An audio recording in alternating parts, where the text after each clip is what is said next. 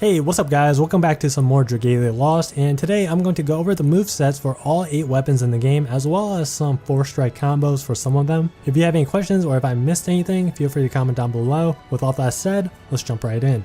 Let's start things off with the sword. It has a 5-hit combo. The first 3 slashes are decently fast with good range. Then the 4th attack goes airborne in an uppercut motion and finishes with a slam. Tapping and holding on the screen performs a Forstrike attack, which also provides good range and moves the character slightly forward. For those that aren't aware, Forstrike attacks deal more damage than regular attacks, deals even more damage versus bosses in overdrive mode, and it fills up your skill meter more compared to regular attacks, so you want to incorporate Forstrikes into your combos as much as possible. Now that you know the basics, let's dive into some combos. I found that the most effective and safest way to attack large amounts of mobs is with the first 3 slashes followed by a dodge to cancel the attack animation. This 3-hit combo has everything you want: good speed, range, and all 3 attacks can get animation canceled, so it's very safe. If you want to output more damage, then instead of dodging after the 3rd slash, you can use Forstrike. This is a good way to reposition your character while dishing out damage at the same time. You can even perform a Forstrike after the 2nd attack instead if you are capable of activating Forstrike attacks fluidly. It's a lot more difficult to do since the 2nd attack's animation is a lot faster, but with enough practice you'll get the hang of it. Now the full 5 combo is something I would only recommend doing versus a single or small amount of enemies. The 4th and 5th airborne moves are just very slow, short range, and you can't dodge roll out of the animation. However, it does provide good damage and is very easy to perform, which is why I recommend only doing it versus a single or small groups of enemies. And something that's really annoying about the 5th slam move is that when you knock an enemy on the ground, they are invulnerable for a few seconds. It's not that big of an issue, but can be very annoying at times. Also, do note that when you send an enemy airborne, you are able to attack them while the enemy is falling, and this applies to all weapons, not just the sword. The sword, in my opinion, is the most balanced weapon out of the 8 available. It has good speed, not too fast nor is it too slow, and has decent range, so it's very good at clearing large amounts of enemies. Just a great balance between offense and defense. Next up is the blade. The first 4 attacks of its 5-hit combo covers the front and small areas on the left and right side of the character. After the 4th attack, the character will perform a sheath animation. If you tap right away during this animation, then you'll do a spinning slash attack that covers all sides. If you wait and tap when the sheath glows, then you'll perform the same attack but with more range, damage, and it moves your character much more farther forward, so it can be used as a gap closer. The blade's Forstrike attack looks like it covers the same amount of distance as the sheath attack, and it charges very quick. You can Forstrike after any attack in the 5-hit combo, so it's an extremely useful option for closing the distance in between attacks. You can also use it as an escape tool as well. Forstriking and dodging right afterwards almost covers the same amount of distance as 3 normal dodge rolls. As for combos, there's not really much for the blade. The only fluid combo that I like is using Forstrike after the 4th attack. It doesn't deal as much damage or cover as much area as the full sheath attack, but Forstrike performs much more quicker and you can get started on your next combo faster. The blade is slightly slower than the sword, but it has greater reach. It doesn't cover all sides of the character, but it does a very good job at attacking enemies in the front, left, and the right side. It may seem like a very offensive weapon, but it's actually pretty balanced just like the sword if you consider all things. Every attack animation can be cancelled, it has very good range, and the Forstrike can be used offensively or defensively since it charges rather quickly and pushes the character in a long distance forward. Now let's talk about the axe. If you're looking for a weapon with great range and covers a wide area, then this is what you're looking for. The 5-hit combo is very slow and starts off with 3 cleaves that covers all sides but the back, followed by a spinning slash and finishes with a forward jump AoE ground smash. Its Forstrike has a much longer windup than the blade and sword, but the area range is the largest among all weapons. With that being said, I don't even think it's a bad idea to just go into fights and start spamming the Forstrike attacks, to be honest. It's a very effective tool for damaging large amounts of enemies. For combos other than the normal 5-hit combo, I have a couple. First, since the first 2 attacks are the fastest among the 5, with the 3rd having some lag, I think the best time to incorporate a Forstrike is after the 2nd attack. If your character is safe and you want to get fancy, then attack 4 times and charge Forstrike while the character is flipping in the air during the 5th attack. It's quite difficult to get the timing down, but if you can do it, then your character will perform a better ground smash as their 5th attack. The axe is very slow but has really good reach. It's not as good as other weapons versus a single target, but where it truly shines is versus an army of enemies. Next up is the Dagger. This weapon focuses on offense and mobility. Basically, every attack in this combo set moves the character forward. The combo starts off with 3 swift strikes that has comparable range to the sword, followed by a short spinning slash and finishes with a backflip. Due to how fast this combo is, I often see players spamming this combo and not notice the amount of damage that they are taking while performing it. Versus high health targets, I would highly recommend that once you close the distance to dodge roll behind the enemy, then spam your attacks. That way the target will have to turn around when they attack, and this will give you a small window to react and dodge roll out. But anyways, moving on to his Forstrike, it's similar to the 4th attack in its combo, but the range is much larger. It also moves the character a little bit forward, but not really far enough to use it as an escape tool. So for combos, I have 2.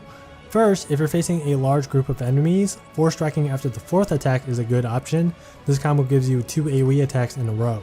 Keep in mind that you can reposition yourself using the Forstrike, so in cases when enemies spawn behind you in mid-combo, you can Forstrike backwards. Secondly, the 5th attack, which is the backflip, has a long animation and gives you plenty of time to charge up a Forstrike. Daggers have no problems with gap closing since their first attack charges them forward towards enemies, so this combo is really just a fancy way to incorporate Forstrikes into the combo to deal more damage. Forstriking at the end is also a nice escape tool in cases where you're backflipping into an enemy's attack. The Dagger is probably the most offensive melee weapon out there. It's got quick attacks with decent range, very good versus all types of enemies, but it's very easy for the player to lose control of their character. You really have to be aware of your surroundings and dodge roll when necessary. Moving on is the Lance. This weapon is one of my favorites. It's the melee weapon with the longest reach and attacks fairly fast. The downside is that its attacks doesn't cover much area. The 1st, 2nd, 3rd, and 5th attack only strikes in front of the character, while the 4th is a long cleave that sends enemies airborne. The Forstrike, just like most of its other attacks, only strikes the front, but it moves the character forward similar to the Blade's Forstrike. This means you have the option to use it offensively or defensively, either a way to close the gap or as an escape tool. For combos, I think the normal 5-hit combo is solid. If you want to extend the combo, then using Forstrike after the 5th attack acts as a good finisher. Otherwise, I mean, using Forstrike as a gap closer in between any attacks in the 5-hit combo is fine.